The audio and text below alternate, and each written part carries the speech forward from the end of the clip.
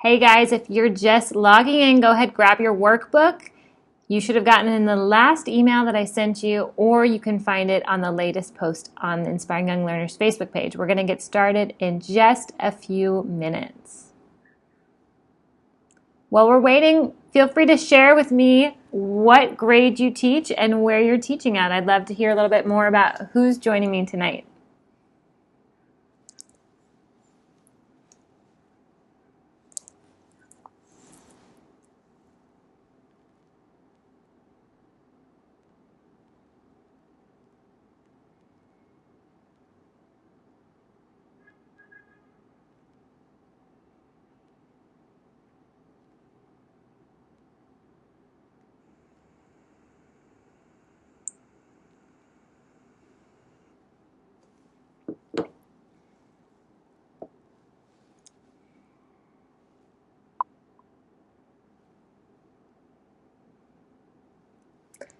Hey Amanda, welcome. Welcome Michelle. All right, we have 2 K through 5 ESL teachers. Awesome. Hey Carolyn, K through 4 ESL. Love it. Welcome. Come on in. I'm going to wait about 1 more minute. If you haven't gotten your workbook yet, it should be in. Hey Ellie, welcome.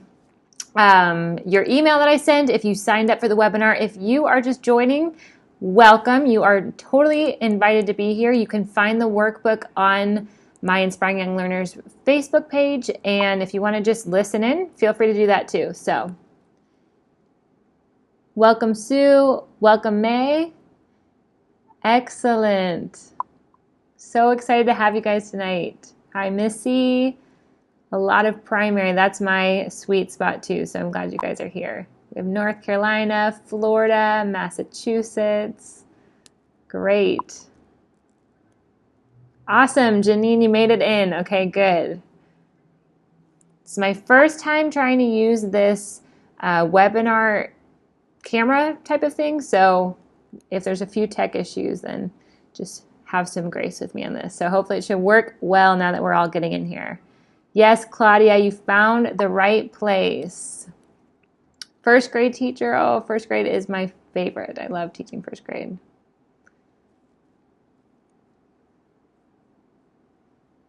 Awesome.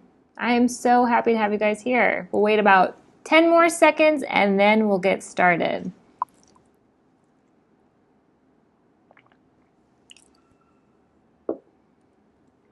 Seventh grade, math and science, and level 1 ELD. Excellent for middle school. Awesome. Welcome, Julia.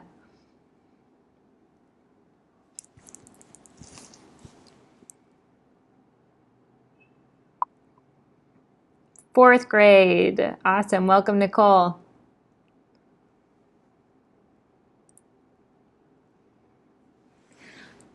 Well, welcome everybody who has joined. If you are joining now, come on in. We are going to get started, but you can join at any time.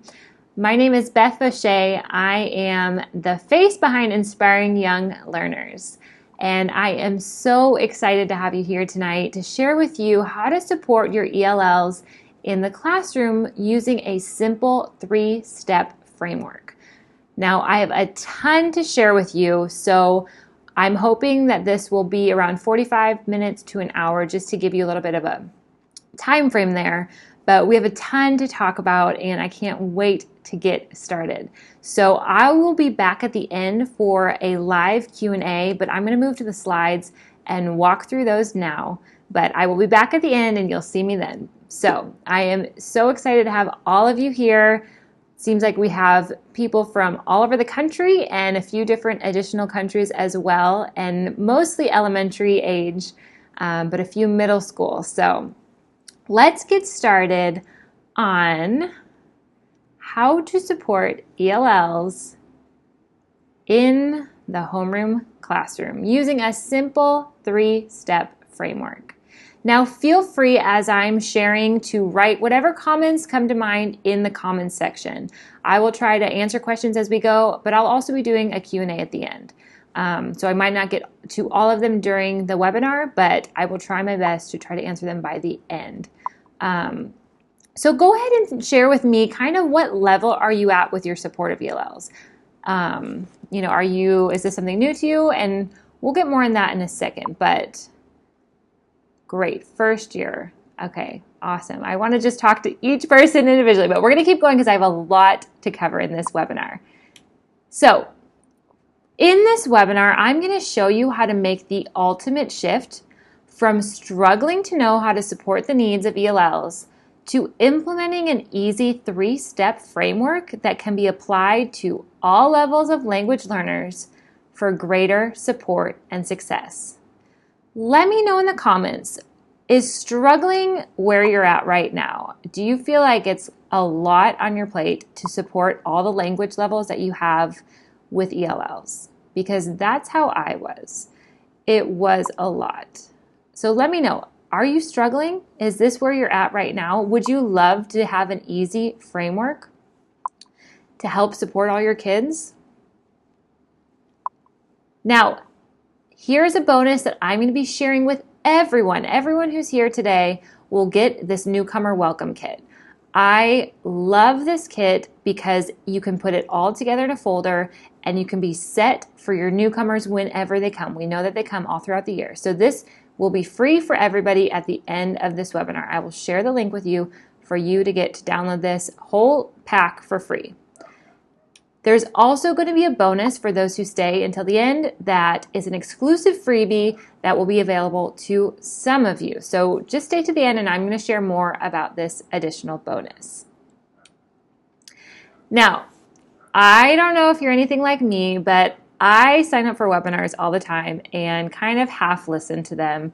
So I want to encourage you to turn off all distractions and really focus in for the next 45 minutes to an hour to just hear more about how can you support your ELLs and how can you help take that load off of you. I really am passionate about lightening the load that you have on you and want to help take that burden off you. So turn off your distractions. If you have football on or if you have dings on your phone, just silence it for the next 45 minutes and let's really focus in on how to build this framework in your classroom so that you can support your ELLs. Now let's talk. I kind of asked a little bit at the beginning. I got ahead, but I want to hear, why are you here? How is this going to help you? Now we have people from all over the country, a few additional countries, tons of different grade levels. So I want to hear, which of these reasons resonates with you the most? Reason number 1, you're new to working with ELLs and are looking for guidance to get you started. Oh, Jody, I hear that you, okay, can you hear me now, Jody? Let me see if you can hear me. Otherwise, I can see if I can do closed captioning.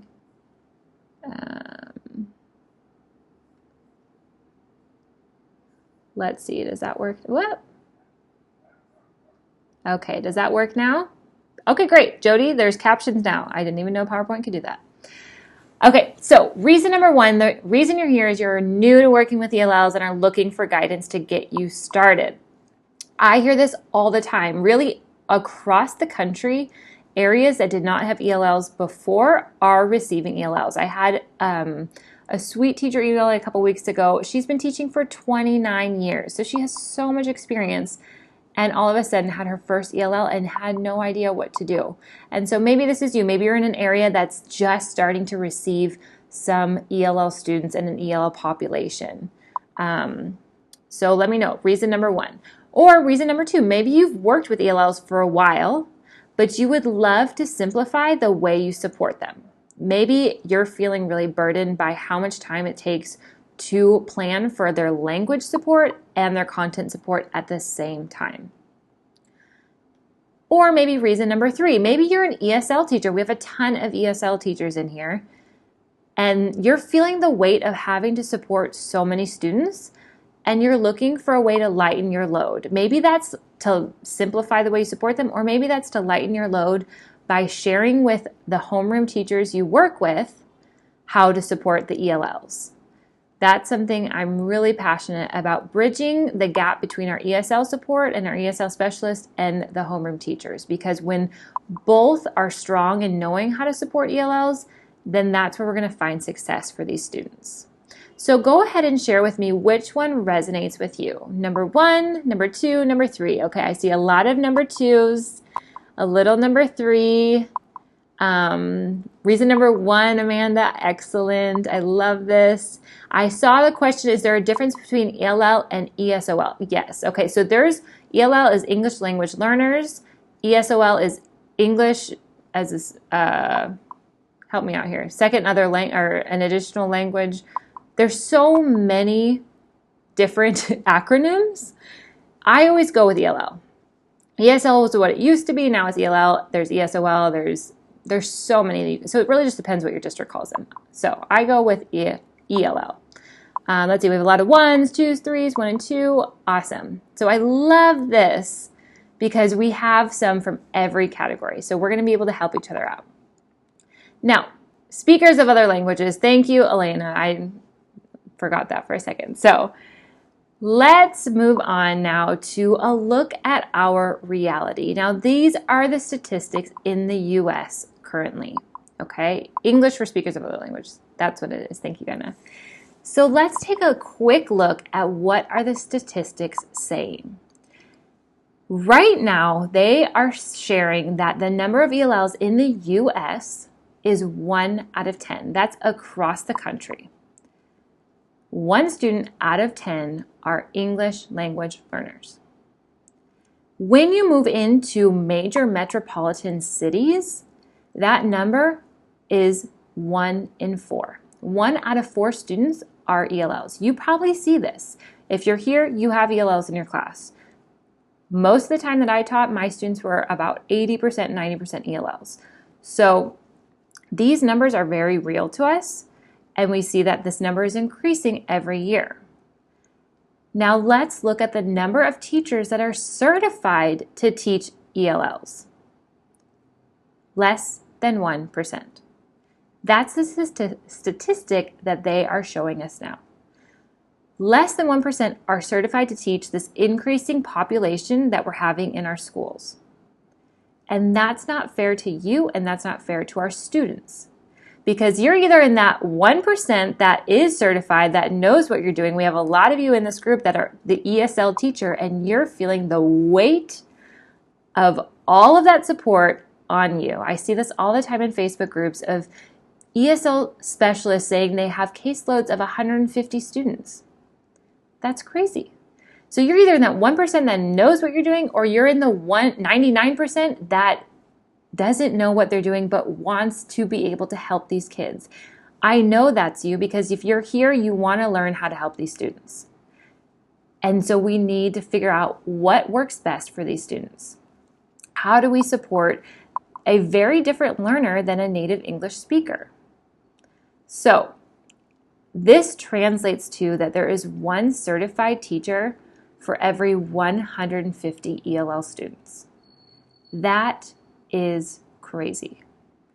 When these numbers started coming across and I started researching more and seeing this huge gap that's happening in our schools, I just had to do something about it. This was a burden on me that so many teachers were not feeling qualified and capable to help these students in their class and feeling overwhelmed and burdened. And that so many of these ESL specialists were just completely burdened with having the weight of so many teachers putting it on them to be the sole support of these ELLs. And so, why do I show you this? Because I am for you. I am for you whether your reason was number 1, whether it was number 2, whether it was number 3 of why you're here today, whether you're an ESL specialist, whether you're a homeroom teacher, whether you're a middle school science teacher. I am for you. I am for you to succeed. I'm for you to be successful and confident that you can know what to do to support your ELLs in a simple way. And I'm for your students. Those are my 2 greatest passions, is to support you and to support your ELLs. And I'll get more into that, why I'm so passionate about that.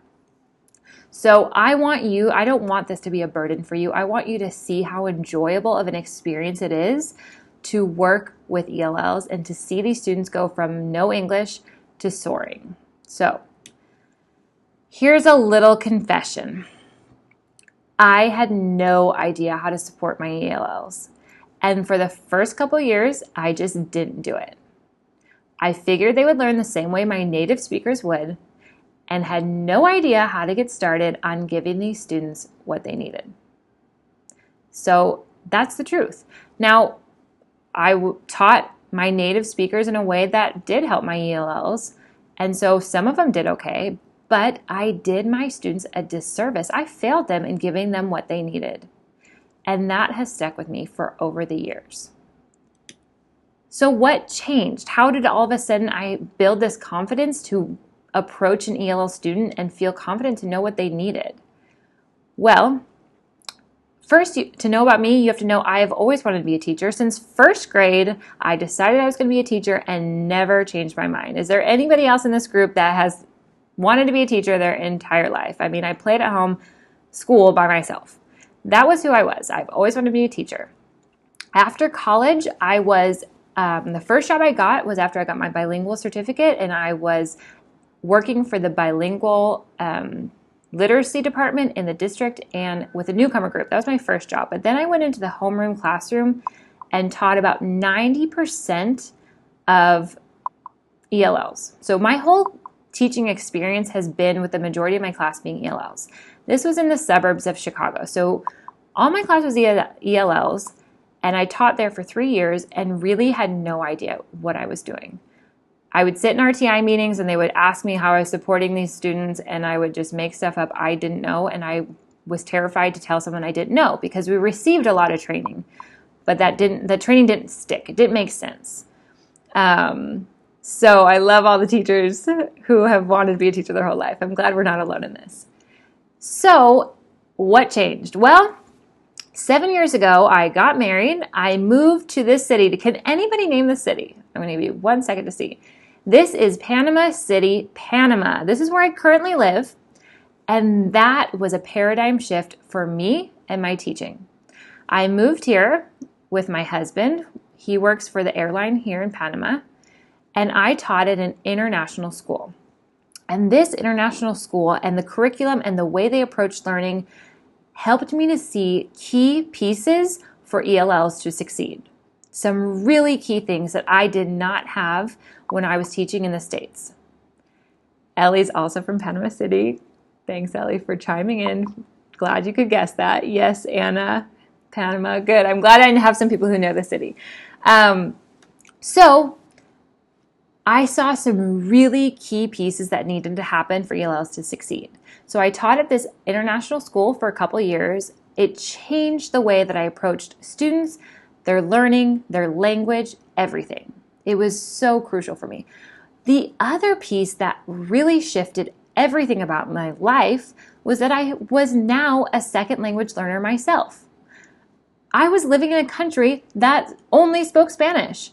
And so I was forced to feel what our second language learners felt like. Now, I'm going to tell you, I took 10 years of Spanish. I'm going to get into this in a second, but I still struggled with feeling embarrassed, feeling anxious, not wanting to speak it. It was horrible. And so much of what has helped me approach English language learners was feeling that how they feel in a classroom when everybody speaks English and they don't. And that's how I feel every day here. Moving on, I now have 2 daughters. My husband and I have 2 daughters. Isabella is on the right, the older one, and Juliana is the little one. And they go to a Spanish preschool. So now I'm a second language parent where no one speaks English. And I'm feeling it even more of what it feels like to be a second language parent. And so all of these things have just made me reflect and refine how I approach ELL students and have given me this passion to want to help them to succeed. So, hi Miriam, come on in.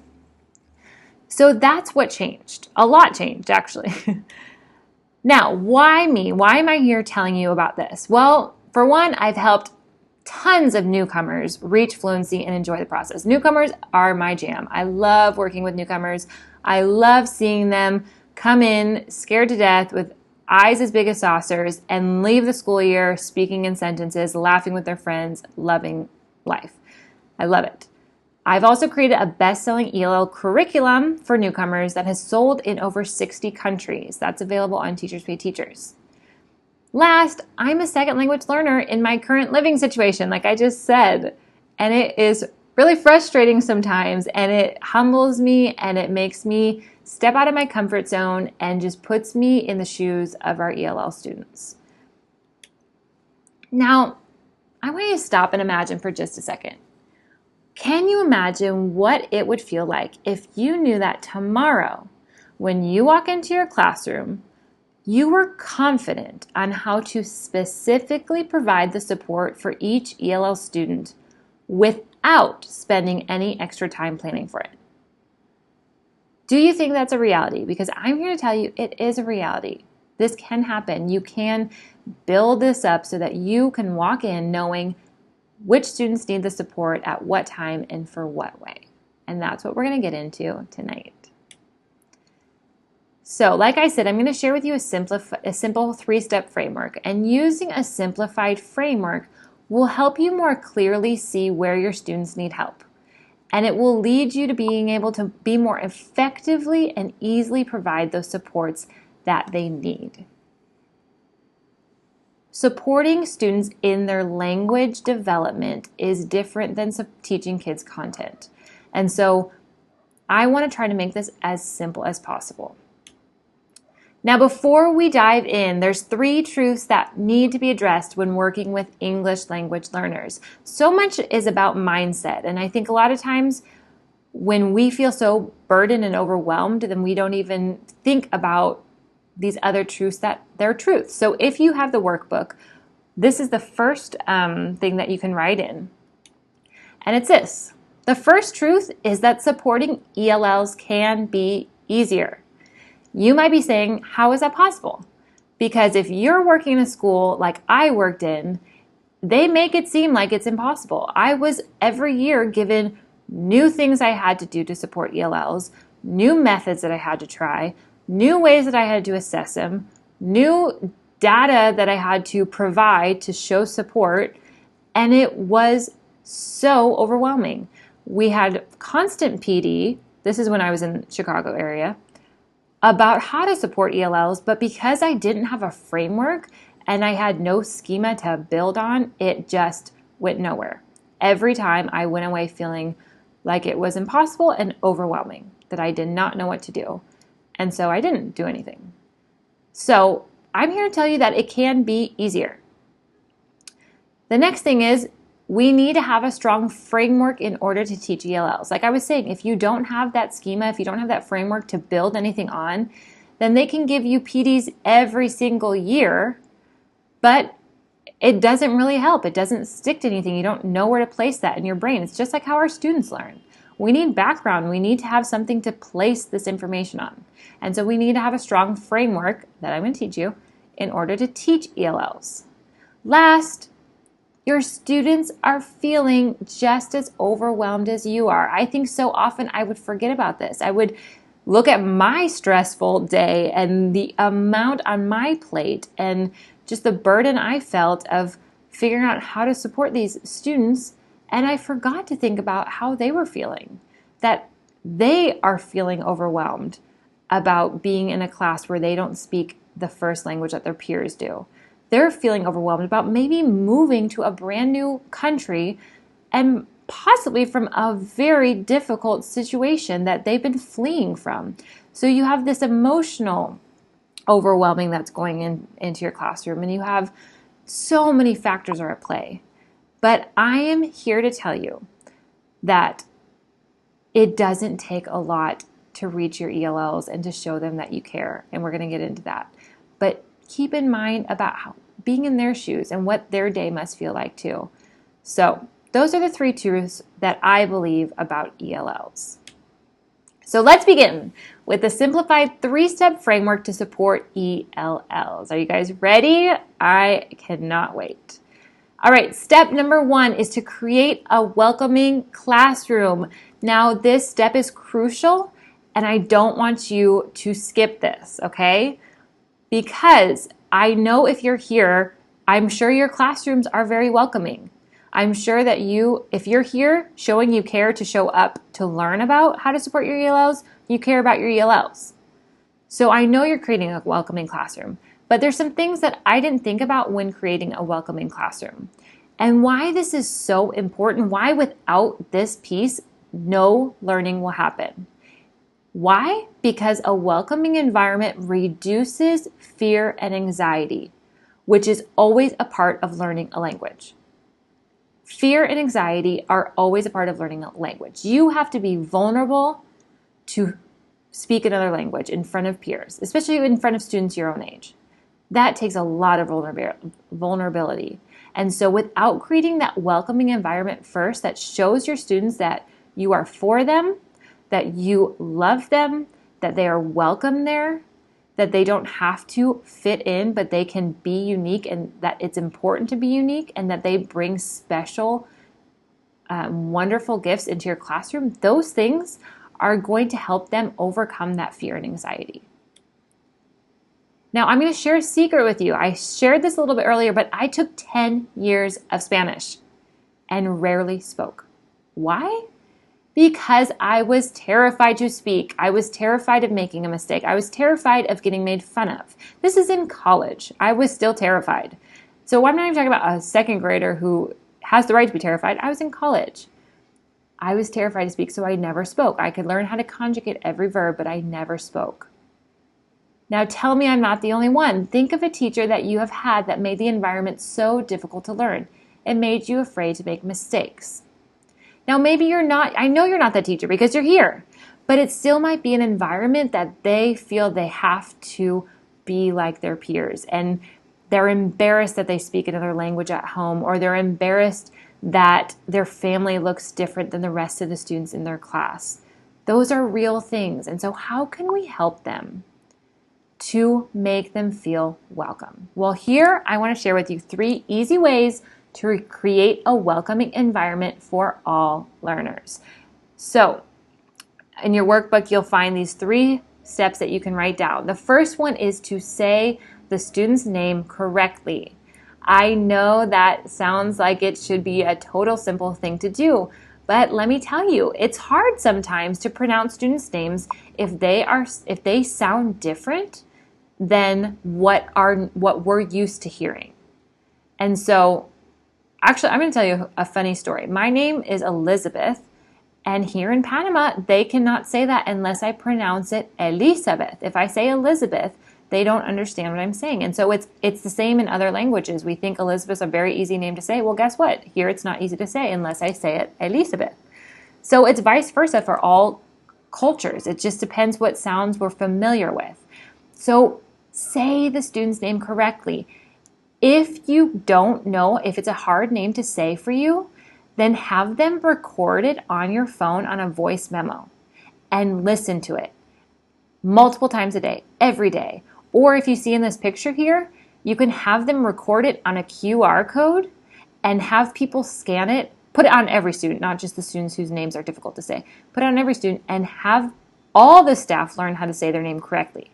Because think about a student who doesn't know anything in English. They know their name, they know what it sounds like. And so that can either be the biggest insult that you're giving them every day because you're saying their name incorrectly or made it a more American way to say it, or it can show them that they are important and that you took the time to learn how to say their name. So, learn how to say their name. Have them write it out phonetically or have them say it and then you write it out phonetically. Whatever it takes, learn how to say their name correctly. The second thing is to have something in the room in their native language. This could be library books. If you have a local library, I love how many books they have now at least in my area, well, in Chicago area, of so many different languages are represented there. Go and just check out a few books, or buy a book that's just how to say hello in multiple languages. Or even when the students come, have them, all the other students learn how to say hello or welcome in the language that that child speaks. There's really simple ways that is going to instantly show them they are welcomed. The last step is to have appropriate materials ready. So like I said, if you stay until the end, I'll be sharing a free newcomer starter kit for everybody who's here. So stay to the end and I'll share that link with you. And it has at least a month's worth of activities to get you started. And they're engaging and they're fun. I really have a hard time when this is what I did, was just giving them worksheets to color because that's all I knew what to do. I had nothing else. So if you're there, that's okay. It's okay that you're giving them worksheets, but wait to the end and grab the Newcomer Starter Kit because then you're going to have tons of appropriate materials that are ready. It's not appropriate to start giving them content activities right away. It's not appropriate to begin assessing them right away. We need to let them acclimate to their new environment, to their new classroom, and really feel comfortable and that this is a trustworthy place, that their peers are trustworthy, that you are trustworthy before they're going to begin to learn anything. So, I love this quote from Kid President. You don't need a cape to be a superhero. You just need to care. That's all you need. And if you're here learning, you care. So you're already on your way there. So just think, how can you do something this week that's going to make them feel welcomed? It could be as simple as having them stay in at recess with another peer. Maybe if it's someone who speaks another language, if you can find another peer who speaks that same language, and you can have a conversation and get to know them or share about you. They want to know about you. Show them pictures. Show them about your family or if you have a dog. And maybe you can find something that you have in common. So, those are a few ways to create a welcoming environment. Step number 2, we're going to keep moving along here. This is to use appropriate assessments frequently. Now, when I say assessments, what comes to mind? You might be instantly thinking of the language proficiency assessment or the access testing that has to be done or the WAPT screener or the MAP testing. There are so much assessments that happen, especially for ELLs. I know that they are assessed like all year long, it feels like, in these terrible assessments. So this is not the kind of assessment I'm talking about. I know that these are mandatory, they have to happen, but you don't have to worry about these things in the classroom. This is not going to be helpful for you in the classroom. So what is going to be helpful for you?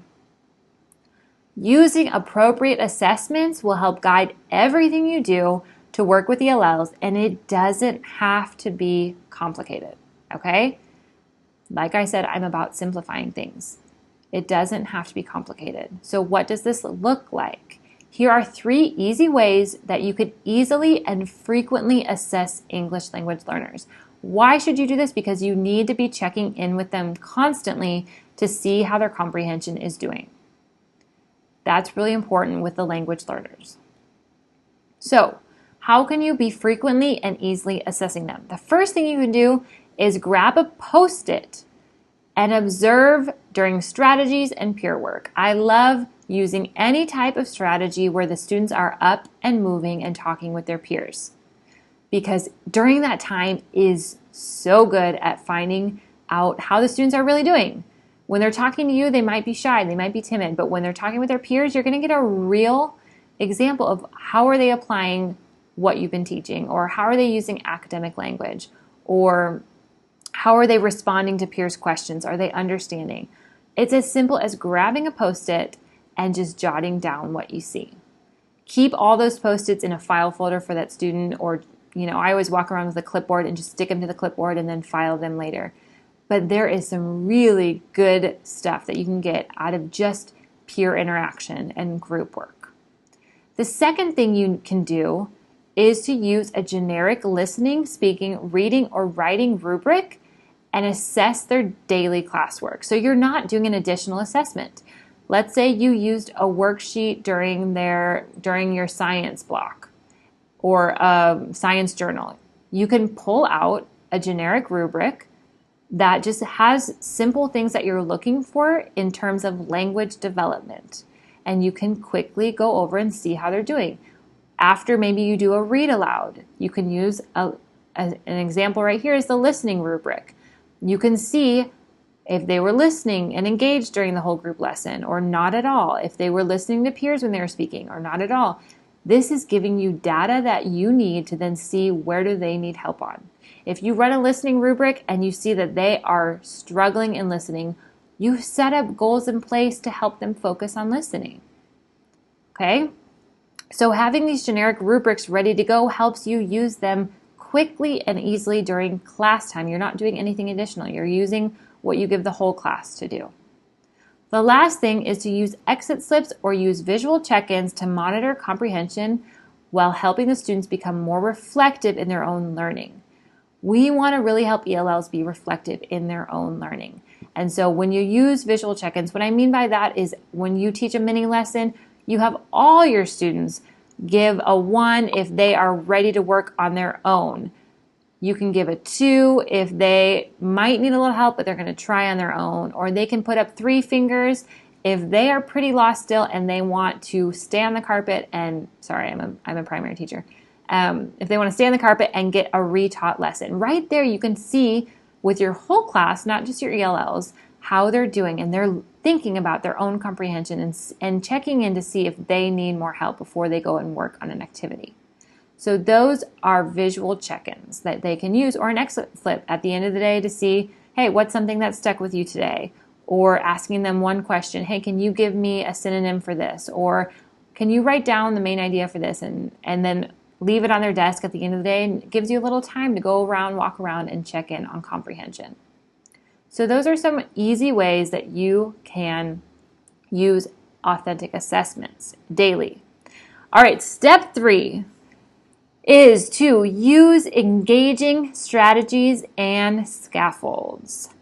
Okay, now I feel that the name of the game with ELL support is having the right strategy to use.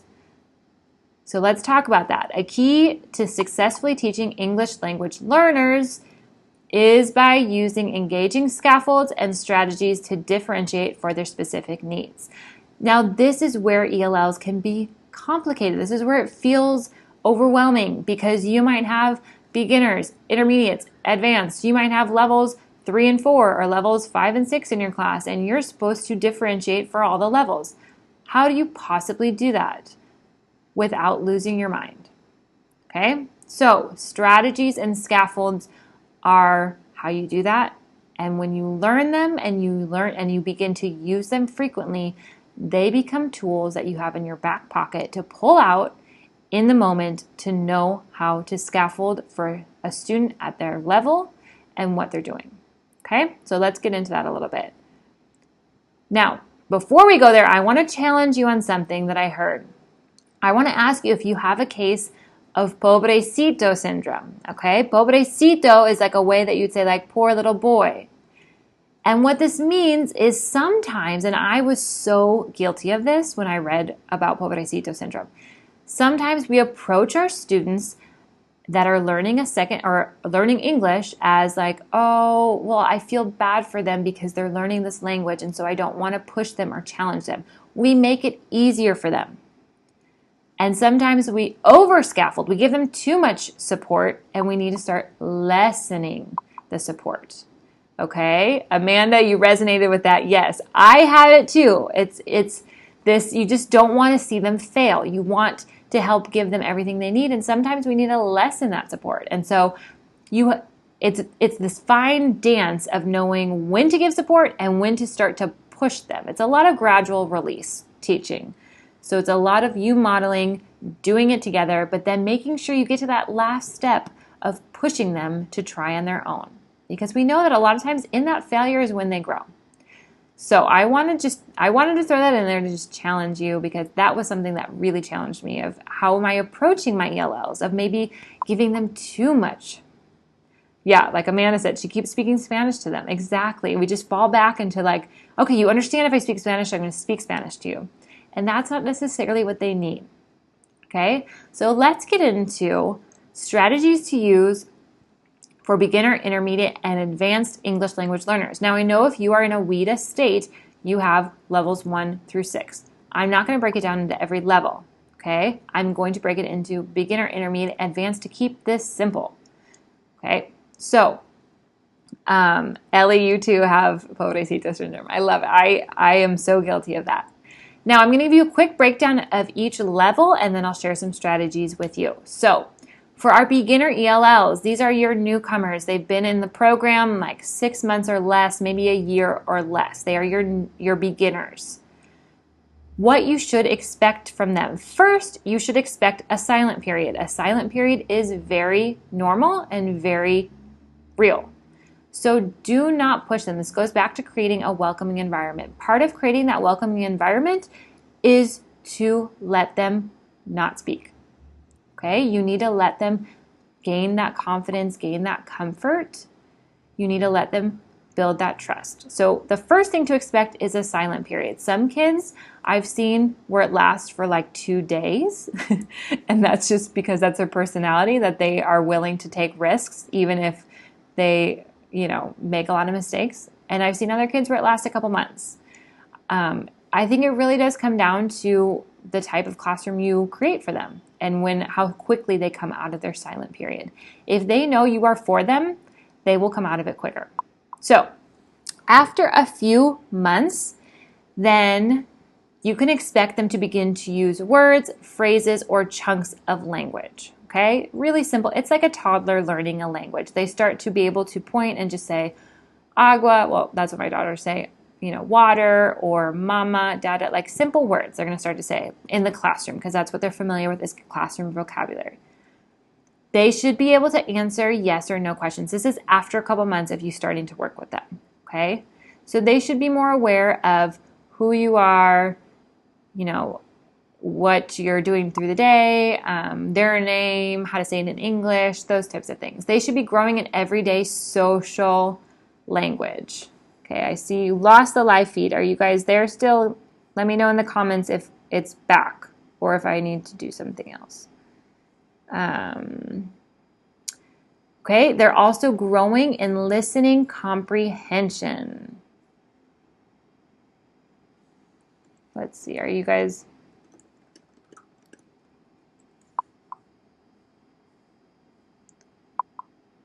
Let me know if I lost the live feed. I saw Katie said that she lost it, so let me know. Yeah, give me a thumbs up if I'm still going or if I need to figure it out.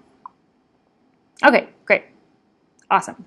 Okay, they're also growing in listening comprehension. That is, even if they're sitting in your class every day during that silent period and they're not speaking, they are growing in listening comprehension. That is key, listening comprehension with your newcomers, okay? So where do you begin with your newcomers? You begin with survival words and phrases.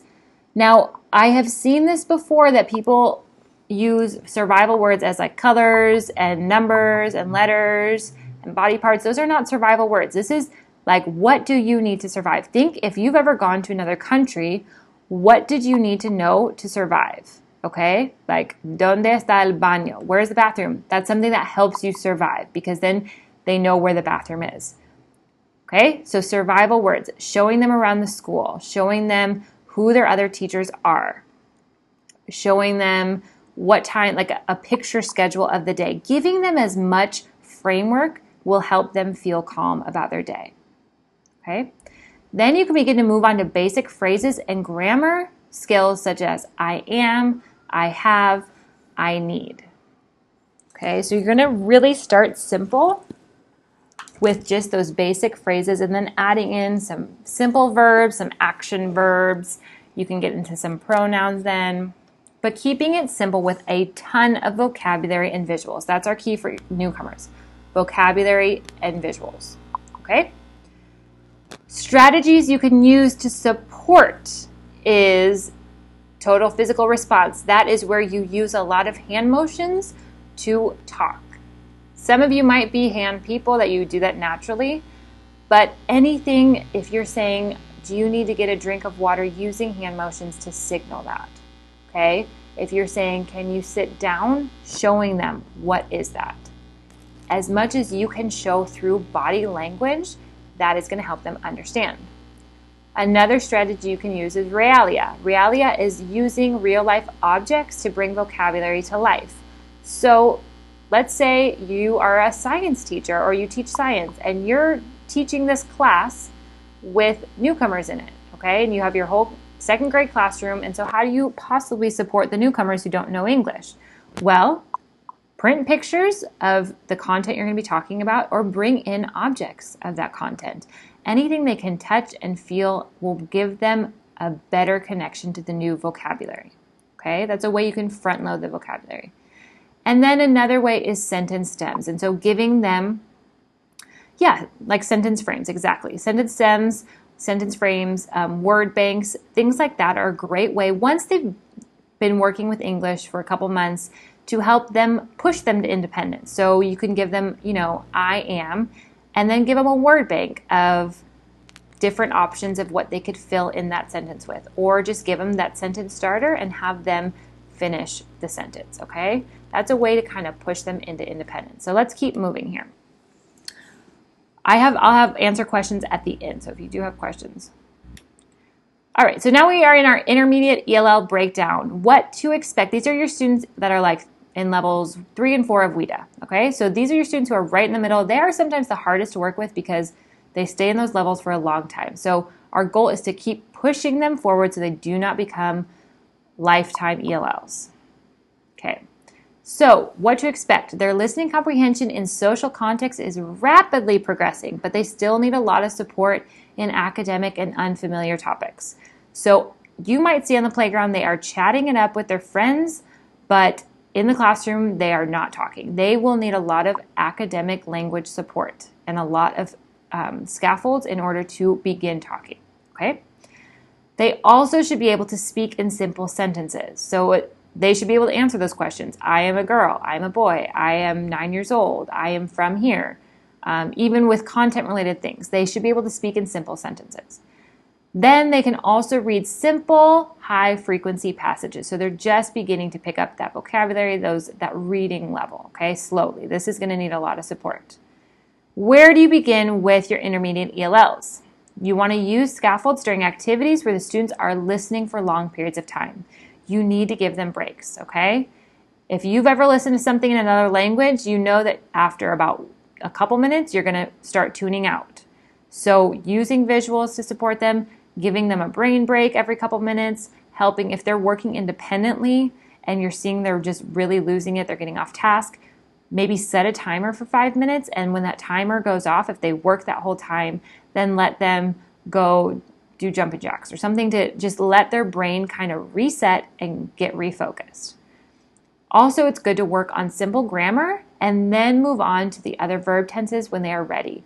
The goal is to really help them build the skills to speak. This was the opposite of what I had when I learned Spanish. I learned every grammar tense, 16 of them, and then I moved to a foreign country where they speak Spanish and it didn't help me at all. Nobody uses those 16 tenses. And so thankfully I can speak in the present tense. That has helped me. So for our students, think about that. What is the most at this stage?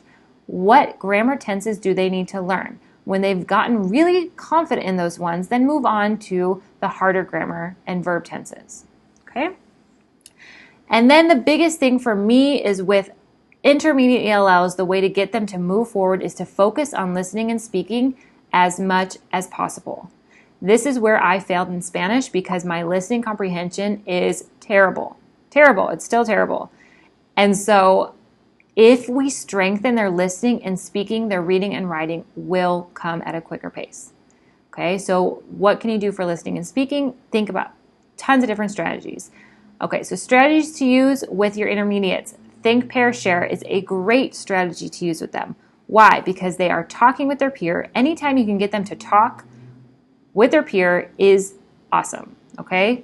So lessen the amount of time that you're calling on one student at a time to answer and really implement more of a strategy that you can get the students to be talking constantly with each other about academic conversation. That is going to really help your intermediate ELLs. Inside-outside circles is another one. I don't have time to go into all of how to do these strategies, but I will have opportunities for that later. Okay, so inside-outside circles is a way that they teach each other, share each other's ideas, and then they keep moving around the whole circle and talking with each other. Again, I love this because they're all talking at the same time, not just one student. They're all engaged and they're all using academic language. And then the last support that's really great for them is graphic organizers. This is awesome for our intermediate LLs to just consistently use the same organizers until you feel that they're ready to move on to another one. Don't keep switching it up. If you're working on main idea and detail, give them that same main idea and detail one for weeks and let them be confident and use that visual to build that schema that they need. Okay? So, Claudia, yeah, I'm probably an intermediate ELL. I don't know. It depends who you ask, but I'm moving on to being more fluent, but it's a long, long road and journey. Does anybody else speak another language? Let me know in the comments, because these kids are incredible. That's all I have to say about ELLs. I just really find them incredible that they can learn so many languages and just face these challenges and succeed. So let's move on. Advanced ELLs. Okay, these are students who are right there. They're almost fluent, yet they sometimes seem so far.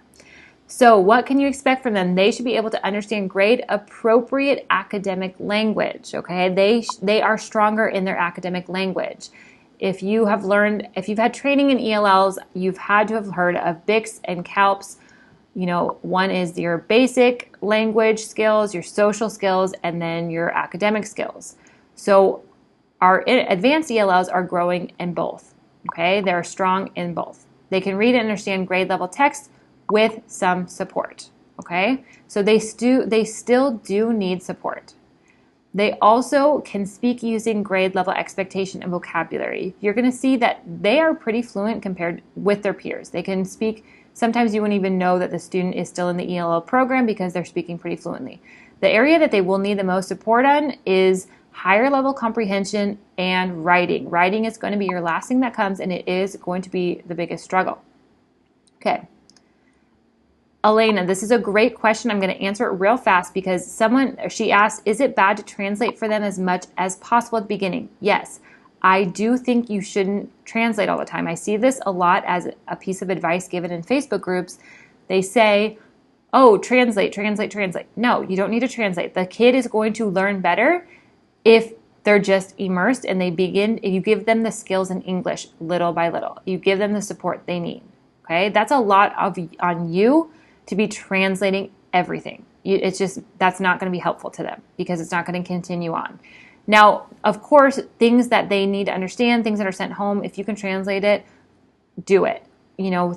Content material, maybe if you're reading a paragraph that's content related and you want to translate that so they understand it if they can read in their native language, do that. That's a great idea. But don't translate everything. Just do that when it's really necessary, not all the time. Okay? Amanda, when your class is mixed levels, do you teach them in separate small groups? Yes, I do a lot of small groups, exactly. That's centers are a way for me to, internet's buffering. Sorry, hopefully it will jump back in. Hopefully it will pick up. Centers are a great way if you have a mixed level group to be able to support all the kids, because it really is not going to happen in one group if you're trying to work with a newcomer and intermediate and advanced all at the same time. So if you can set up centers, then that is going to be a great way that you can help reach all the kids and work one-on-one or with a small group of those kids at the same language level. Okay, let's move on. So an added benefit is that these strategies help all your students. That's why this saves you time. Because when you teach using these strategies, then your native language learners are going to also benefit from them. Our native language learners need to talk more to each other. They need to use academic vocabulary. They need to have some supports and scaffolds sometimes. So using these strategies helps save you time because you plan a lesson for your content class and it helps support your ELLs at the same time. That's why I love having a toolbox full of strategies, okay? So let's take just a few minutes. Thank you guys for staying with me on this. I am really passionate about this stuff, so I'm glad to read all your guys' comments. I'm going to answer some questions at the end, so feel free to save those for the end. But let's reflect on just a few minutes, okay? This is part of your workbook, so look at step 1. Okay, creating a welcoming environment and rate yourself. Be honest. This is just your own workbook. Nobody else has to see this. How are you doing on creating a welcoming environment? Okay, are you doing not so great? Are you doing great? Do you have materials in other languages? Do you have an area for students to showcase their work, even if it's in another language? Do you have? Are your students feeling welcomed to share who they are? Those types of things, okay? So rate in your workbook there. Not so great, great. And remember, this is just for you. We're all learning, and this is something that we all can move forward in. So the second one, using authentic assessments. How are you doing on that? Are you using authentic assessments daily with your ELLs, weekly, monthly, not at all? Go ahead and write down in your workbook, where are you at with using authentic assessments? And then the last part is your toolbox of strategies. How full is your toolbox of strategies? Is it overflowing? Do you have the strategies in your back pocket that are ready to be used at any time during your lesson? Or is it maybe filled with one or two that you're not sure if they're really that great to use, but that's all you have in your toolbox? Go ahead and reflect on that. Now, after that, let me ask you, would you like me to show you more of how to easily support all levels of ELLs within this framework? Do you want me to share more with you about creating a welcoming classroom and using authentic assessments and filling your toolbox with strategies? Let me know in the comments. Is that something that you would love?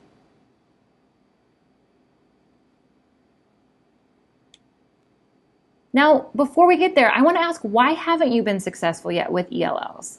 Is it because you feel overwhelmed? You have so much on your plate as a teacher.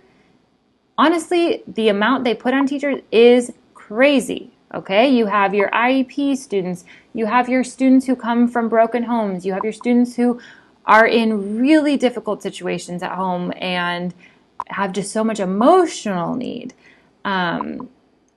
Then you have all your other things that you have to do during the school day, like recess duty and, and have a life, okay? So maybe you just feel overwhelmed. Maybe you feel unsupported. Maybe your district and your administration have pretty much told you this is your problem. This is up to you. You need to figure it out. Okay? Maybe you just feel confused. Maybe you feel just confused about where to begin. You've tried to find stuff and there's really nothing out there that's helping you. You're just, every time you look, that's how I was. Every time I would look, I would just feel more overwhelmed and more confused and didn't have a clear path. So, as I see it, you have two options, okay? You can either choose option one, which is you continue to feel overwhelmed with figuring out how to provide the support your ELLs need, all while another year is slipping away from your ELLs getting what they need. I think that's the big part of this is I want to support you 100% and make you feel confident, but I also don't want that gap in your ELL students to widen any further. I want them to have a great year and for this year to change their future and their trajectory of their educational journey because they had a teacher that put in place the things that needed to help them. Okay, so you can choose to just continue to try to figure it out. That's how I did for a long time, and it was overwhelming. Or you can choose to learn a simple framework and gain the tools you need so that supporting ELLs becomes much easier to do while your ELLs are more engaged, excited, and successful. Pretty much you're going to give them the year that's going to be life-changing for them because you are believing in yourself and you are believing in them. So you can choose. Option one, you can keep going and figure it out, or option two, you can learn the simple framework, okay? So if you want to choose option two, I'm so thrilled to share with you a course that has been in the making for 8 months, and it is called ELL Strategy Academy, and you are invited to be a part of it. So what is this course? This course is going to help you go from feeling overwhelmed and stressed about how to support English language learners to transforming your teaching to easily implement successful strategies in all subject areas so you can become completely confident and capable in meeting the needs of all your ELLs. That was a mouthful, but it is what I am passionate about because I don't want you to feel this way anymore. I don't want you to feel like how I felt, and I don't want you to spend years after that I still felt like I was a failure for my students when I could have done something else. So this course, the purpose of this is that by the end, you will have an overflowing toolbox of strategies to use with all language levels. So if you, in that reflection in the workbook, if your toolbox was empty or you had maybe one or two to go to, by the end, you will have an overflowing toolbox, which is why it will make it simpler, because you'll have those strategies to pull out of your back pocket. You're also going to have a welcoming environment for all your learners. You won't guess on that. You'll know that when they walk in your classroom, they are going to feel welcomed. You're also going to be able to use assessments purposefully to guide your decisions on where your students need support. It will give you clarity, and you won't guess about if you're giving the right support at the right time or whether you need to push them to independence. Okay, those generic rubrics are in this, so those are there to use. It also is going to help you build a firm foundation of the basics of teaching ELLs. So this is where that framework is going to help you on anything else in your career. If you have any other PD for ELLs, you're going to have something to place it into. Okay, you're going to understand more. You're going to have that foundation. So what's included? Module 1 is about how to create a welcoming environment. Okay, we're going to go into deep lessons on just doing some self-reflection on culturally responsive teaching, and then some really practical ways to make your classroom welcoming. Module 2 is about finding the English language proficiency and modifying current assessments. This was honestly one of my favorite modules to create, because I am going to share with you really simple ways to modify what you're doing in the classroom so that you're not planning separate lessons for your ELLs.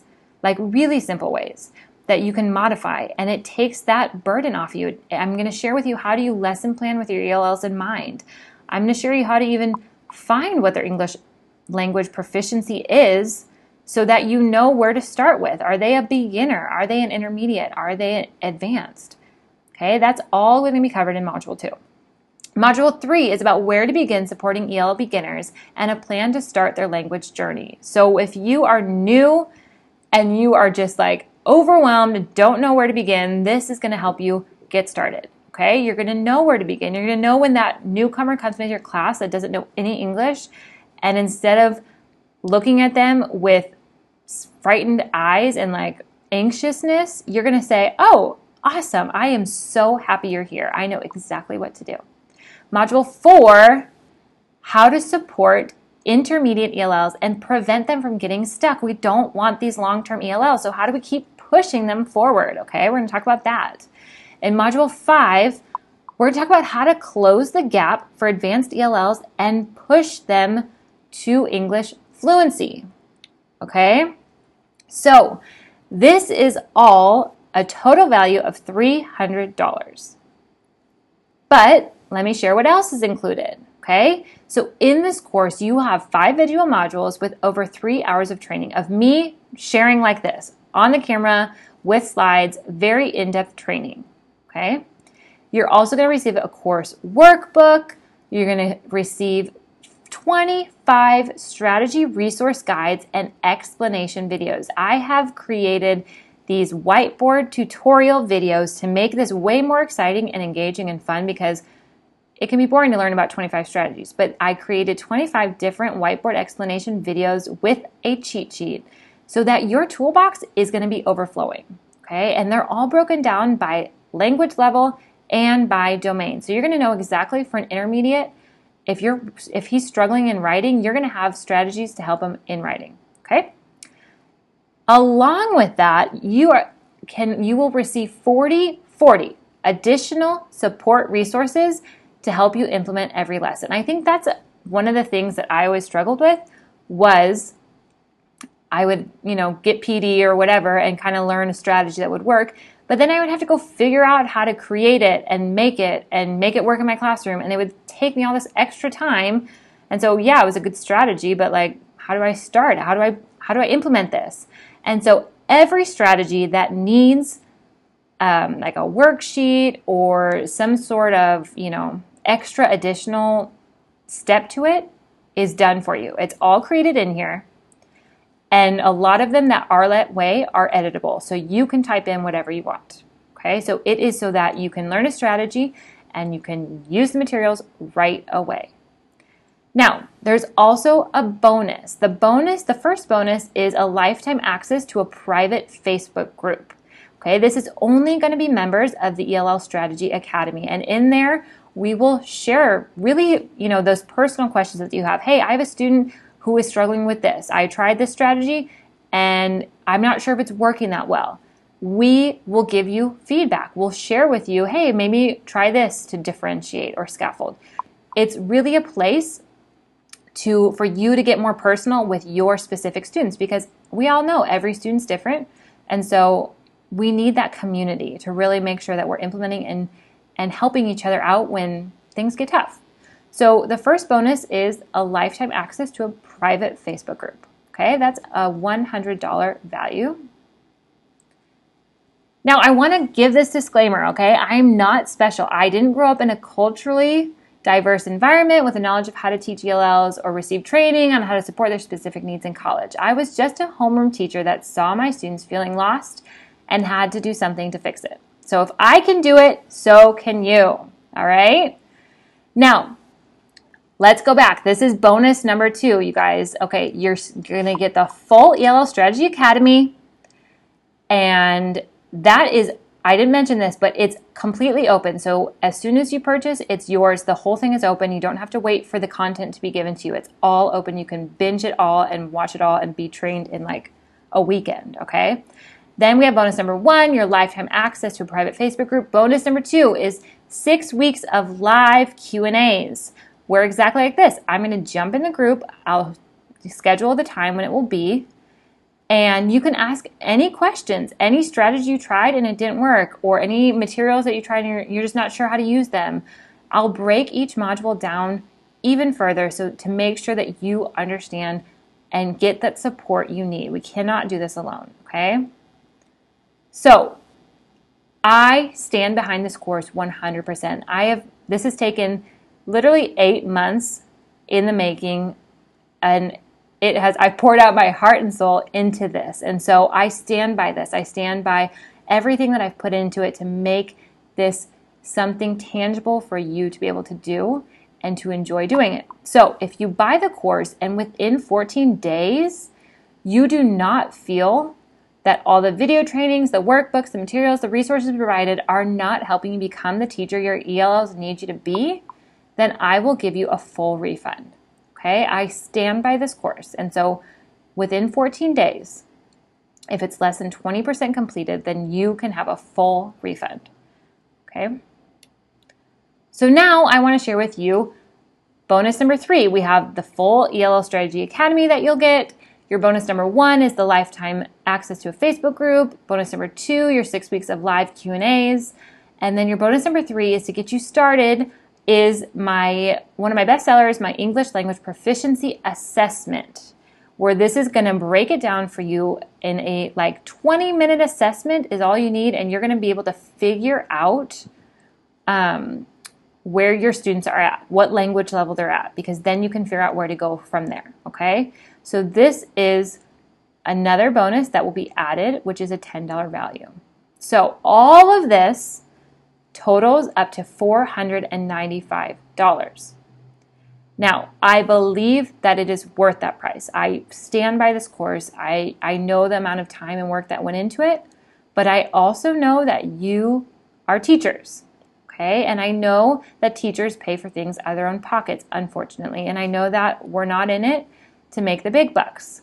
And so that number did not sit well with me. I couldn't charge that because I want this to be available to anyone that needs it. And so instead of $495, you can get this course for $145. That includes everything that I just shared with you. Okay? You can get it today. All the modules open to you, all the resources, all the 25 strategies, everything is included today, all the bonuses. And because I want to make sure that this is something that anybody can afford, you can do a monthly payment plan for 3 payments at $55 a month for 3 months, okay? Or you can do one payment of $145. So you have the choice. You can do either 3 payments of $55 or you can do one payment of $145 if this is what works for you. And I believe it does, because I have thought about you this entire time of these teachers who need that support. They need a simple system to get started, okay?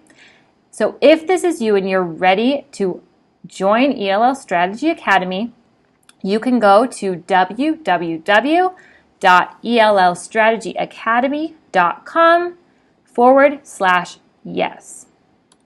Okay? I'm going to put that in the comments right now so that if you want to click over,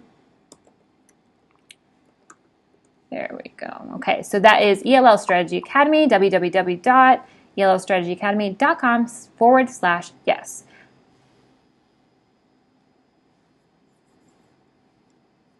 Now, here is the bonus I was talking about. Remember, I said everybody's going to get the Newcomer Welcome Kit. That I will put in the comments and for you to download, okay? That is yours for free for being here today. But I also have this bonus for those who purchase ELL Strategy Academy in the next 24 hours. These are the strategy sticky notes, okay?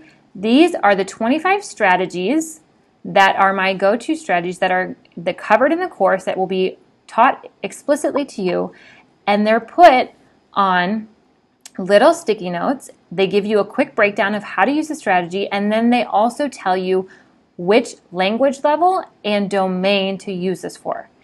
And what's amazing about this is you can stick these right in your lesson plan book so you don't forget to use them. That was my biggest thing, was I'd forget to use these strategies. I knew them once I learned them, but I would forget to use them. So print them on sticky notes and you stick them right into your strategy, your lesson plan, and you will not forget to implement these strategies. If you buy ELL Strategy Academy in the next 24 hours, then these strategy sticky notes are yours, okay? So again, to review, you can get started today. The entire course is open to you. You can choose to either do the 3 payment plan for $55 or the 1 payment plan of $145, okay? Go to www.ellstrategyacademy.com/yes if you are ready. Now let me show you where it's going to take you. First, you're going to see this page, okay? It's going to give you more information. If you're not sure if this is a great program for you, go click on that link and it gives you a ton more information of what's included, okay? So that's going to break it down even further. And if you still aren't sure, you can ask me any questions. I want to make sure this is a great fit for you. I don't want this, I stand behind this 100%, and I would never want someone to buy it and be disappointed. So any questions, you can message me. I will answer any questions you have. But go to www.ellstrategyacademy.com/yes, and you're going to get to this page. It's going to walk you through ELL Strategy Academy. You're then going to find these buttons. You can choose the pay monthly plan for 3 monthly payments of $55, or you can pay up front and you're going to save a little bit and pay $145 by paying in full, okay? That will then take you to the checkout page. So you're going to type in your email address, your credit card information, and then it will take you to the confirmation page. It is then yours. You have access to all the bonuses and the course. You will receive an email with the login details, so check your email. You should receive it pretty quickly, hopefully. Then type in your login information on this screen, the login page. It'll have a link in the email. And you'll find the members area, okay? This is where all the courses are broken down. Start at the Welcome to ELL Strategy Academy and you'll find a video of me with an introduction of where to begin, what to do, and just a course overview on where to get started. Okay, so again, you can get started today for 3 payments of $55 or 1 payment of $145 at www.ellstrategyacademy.com/yes. Now, I'm going to move into the Q&A, so if you have any questions, get those ready. But I want to kind of talk about some things you might already be thinking. You might be thinking that you would love to learn this, that this sounds really helpful, but the school year is so busy, you just don't have time. Okay? Is that anybody here? Because I've been there. But I want to share with you that this is set up to be able to be done in little chunks at a time. Okay, all of these videos are divided into language levels and domains. So every video is, the longest videos I think are in the assessment, which are like 20 minutes. The rest are maybe 5 to 15-minute videos that you can just do in bite-sized chunks.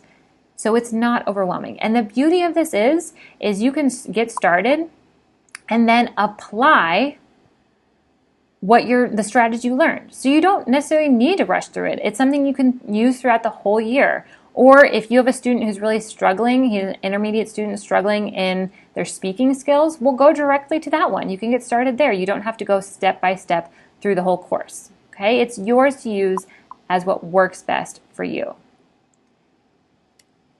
Now you might be thinking, I am a total beginner to working with ELLs.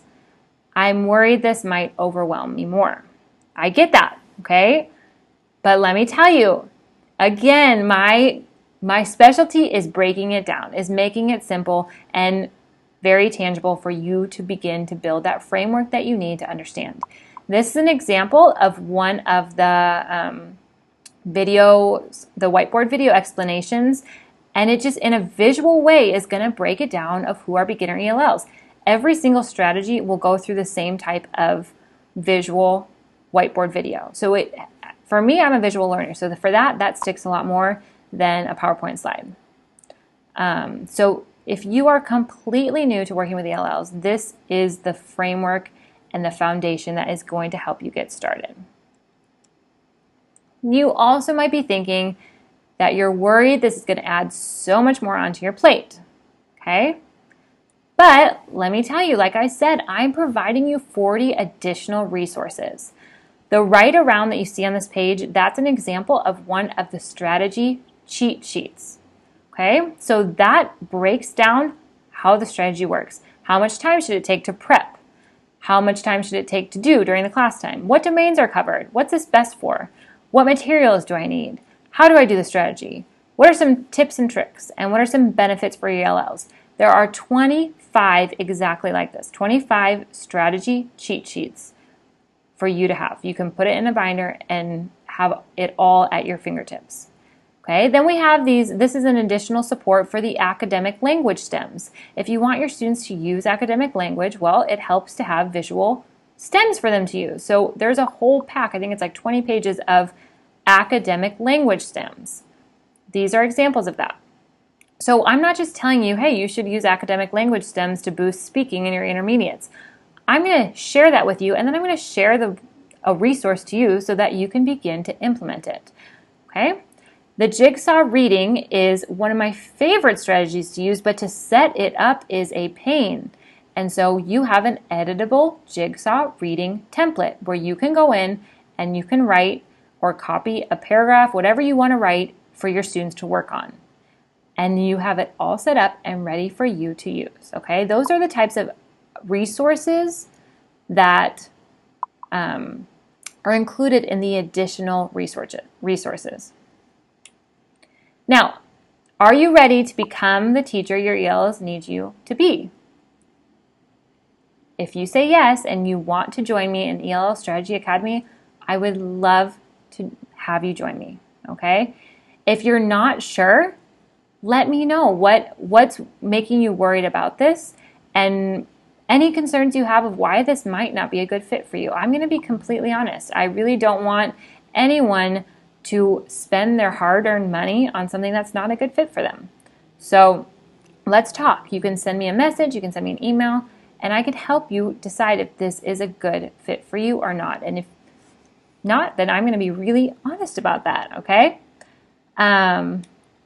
So if you are ready to become the teacher ELLs need you to be, go ahead and go to www.ellstrategyacademy.com/yes. Now I'm going to come back on here. Whew! I'm going to drink some of my coffee here because that's what I needed, a really strong coffee to get me through that. But I hope you had so much fun. I loved teaching you that framework. I hope you learned some really tangible things that you can take with you I'm going to stay on here for a few more minutes. If you have any questions, I'll go back and answer some of these questions that I saw in there. I'm also going to put the newcomer link I'll put it on my Facebook page so everybody can get that Newcomer Welcome Kit. That's a great place to get started. It has a ton of materials all for free included in there. So I'm going to say if you have any questions, feel free to type those in the comments, and I'm happy to answer any questions that you have. Let's see. All right. Okay, Elba, great question on the certification. I'm working on getting a certificate. The problem is you can get a certificate that's a generic certificate, but not every school is going to accept it. So I'm doing some research into to find a certificate that will be accepted in the majority of districts and states, so that you don't think you have a certificate that works and then you find out it doesn't. But that is something that I am looking into, and I will get back to you on that shortly. Okay. Yes, because I know that this would be helpful to have that as part of your CP hours that you have to be working on. The strategy cheat sheets are not available anywhere else. A lot of the resources that are in ELL Strategy Academy are not in my Teachers Pay Teachers store, and will not, most likely maybe a few, maybe one or two I'm thinking about putting in there, but the majority, all 40, are not going to be available outside of the ELL Strategy Academy. So those are exclusive to ELL Strategy Academy. Okay. Awesome. Sue, welcome. Nicole, welcome. Yay. Amanda, thank you for coming. Other Amanda, thank you for coming. Elba, thank you for coming. Any other questions that I can answer? Okay. I have a bunch of your TPT products on my TPT wish list. Are some included in the Academy? There are a few that are included, such as the Listen and Learn Unit 1 is included to help support the beginners in listening, and the English Language Proficiency Assessment is included as well. Those, I think, are the only repeats. The rest are brand new resources that are only in ELL Strategy Academy. That was for Tammy. Okay, let's see. Can you do this by using a school requisition form? Okay, that's a great question. Email me at inspiringyounglearners@gmail.com and we can figure that out. Okay. Are these strategies and information helpful for teachers of ELLs of all grade levels? Most of mine this is Robin, most of mine are in kindergarten, but I also have some in 1st, 2nd, 3rd, 5th, and 9th. I'm monitoring some in most all grade levels, and most importantly, I've been in 8th. Yes, these strategies can be used with all grade levels, all language levels. They're great for older kids. There's nothing that's, just for younger primary kids. These can easily be used with older kids. A lot of them are great for the, students who are like 3rd, 4th, 5th grade. But really any language level, 1st through 12th grade, I would say, 9th grade to be confident. I don't know. I don't work a lot with high school. So if you're in high school and you want to try out one of the strategies, and let me know. But they're great to just get kids up and moving, getting them talking, getting them listening, working on all the domains. That's your big thing. So they are awesome for all the different grade levels. All right, let's see. Any other questions? Yay. Okay, let's see. Elena, I know it's late. Yes, I will share the link in the welcome pack right now. So don't worry about that. And yeah, if you're not sure if this is a great choice for you right now, then think about it. Spend some time. Feel free to email me. I'd love to talk to you and figure out with your students, with your situation, with your teaching situation, how this can help. If you're an ESL teacher, this could help you really coach those homeroom teachers, because it's broken down into a way that we're not talking about, second language acquisition and doing the SIOP model to do all these things. And for me, that was just, as a homeroom teacher, was very overwhelming. And so this is kind of breaking it down in little chunks that you can go in and, give this cheat sheet and say, hey, this is a strategy you could try this week with your students, and then just let them try it. So it might help bridge the gap between you and the homeroom teachers if you're an ESL teacher. Okay, Carolyn, how do you support teachers with beginner EL students when the teacher is concerned about graded assignments and content that builds on itself, but the EL student needs the beginner content you mentioned? This is a really hard thing. This is, I think as a homeroom teacher, if you provide the supports and say, hey, these are really great activities that the student can do in the classroom, then that's going to help them to kind of, okay, if that's already planned, I'm going to do that. And as they start to see that student like, oh, they're engaged. Oh, they like this material. Oh, they're starting to pick up English, and just kind of showing them and giving them that information, but also providing the materials is going to help them say, okay, I'll try this, and maybe just trying to show them a little bit of what it's like for a newcomer. I know there's a lot of videos on YouTube that you can show like what a newcomer experience is, and maybe trying to see if they can empathize a little bit more with what it's like to be a newcomer. That might help too. Let's see. Okay, the generic rubrics are not available in my TPT store. They're only available in the Strategy Academy. I'm sorry at this point. And I'm not going to post this PowerPoint, but I will send you a limited time replay. So you can share this with anybody in your building, any other teachers that you think would enjoy this PowerPoint. I'm going to share the webinar with you tomorrow, a limited time replay for you to share with whoever, or if you want to watch it again. Okay. Robin, does this include advice or guidelines with how we can help general education teachers understand ways to grade based on the EL students' can-dos rather than what their native English speakers are expected to do? Great question. There is in Module 2, we break down how to modify and how to break it down into the language level that the students are at and not expecting them to do something that's not appropriate. So we do cover that, which you can share with the homeroom teachers. But that also might be a discussion that we have in the Facebook group of how do we help those students, how do we help those homeroom teachers desire to learn how to support ELLs and do it well and do it right. So that's something. Can-dos are, something that they're not, those can-dos from WIDA are not in the program, but there are different ways that I help homeroom teachers simplify and modify assessments and assignments in the classroom in a much easier way that will help homeroom teachers want to do that. So, all right, are there any other questions? Thank you so much for joining me tonight and spending your Sunday night with me. I know that you guys are busy people. You have a lot going on. You have to get ready for the school week. And I'm just so grateful that you joined me. I hope that you gain a framework that you can start applying and thinking about this week as you work with your ELLs. And let me know how I can help you.